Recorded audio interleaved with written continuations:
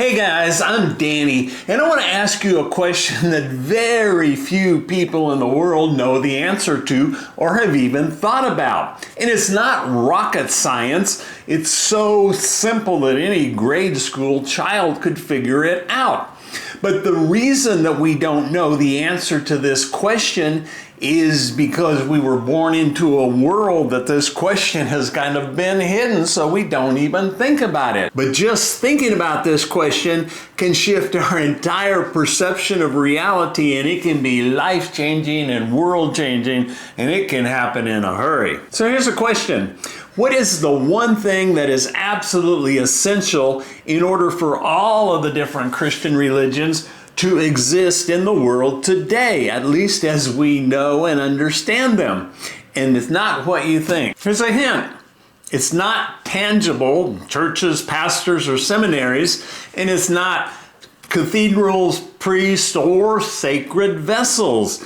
Those are merely all components that make up the totality of the system. Do you say Jesus? Well, it's closer, but no. The answer is doctrine. And a doctrine is simply a belief. If you Google Christian doctrines, these will come up and more.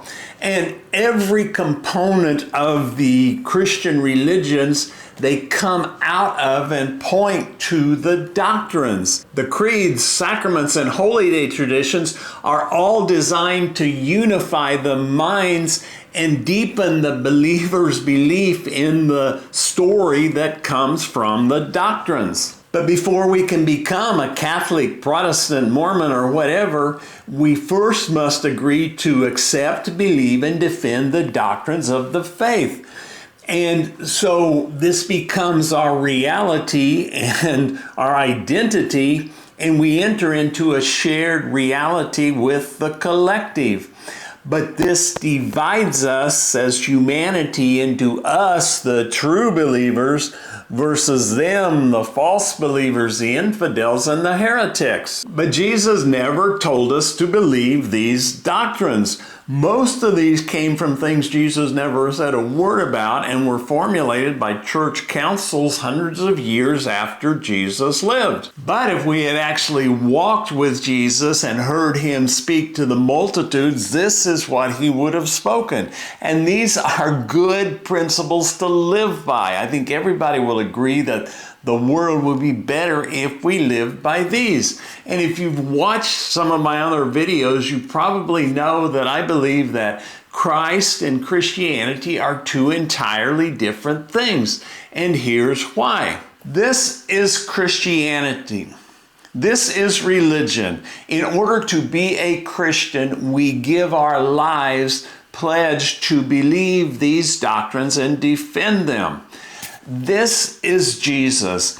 There's no belief required because these are not things that we believe. These are things that we do.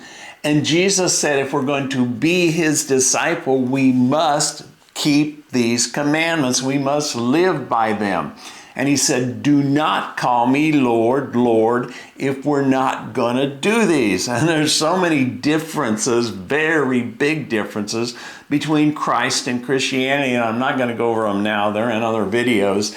But I want to end with another question, and this one especially for Christian apologists. Apologists are the defenders of the Christian faith. People like Wes Huff, Mike Winger, Sean McDowell, Alan Parr, Melissa Daugherty, Lee Strobel, and others. And Wes and you guys, I've watched your videos and I genuinely really like you guys. And I would love to sit down and have coffee with you and talk about Jesus. But here's a question I really would like to have you answer. Why is it so important to believe the doctrines of Christianity? Now, I spent nearly half a century believing the doctrines of Christianity, but today I see no reason to believe because I don't think Jesus cares if I believe the doctrines. But I think he's very interested in, did I do the things, put them into practice in my life that he gave his life to bring us?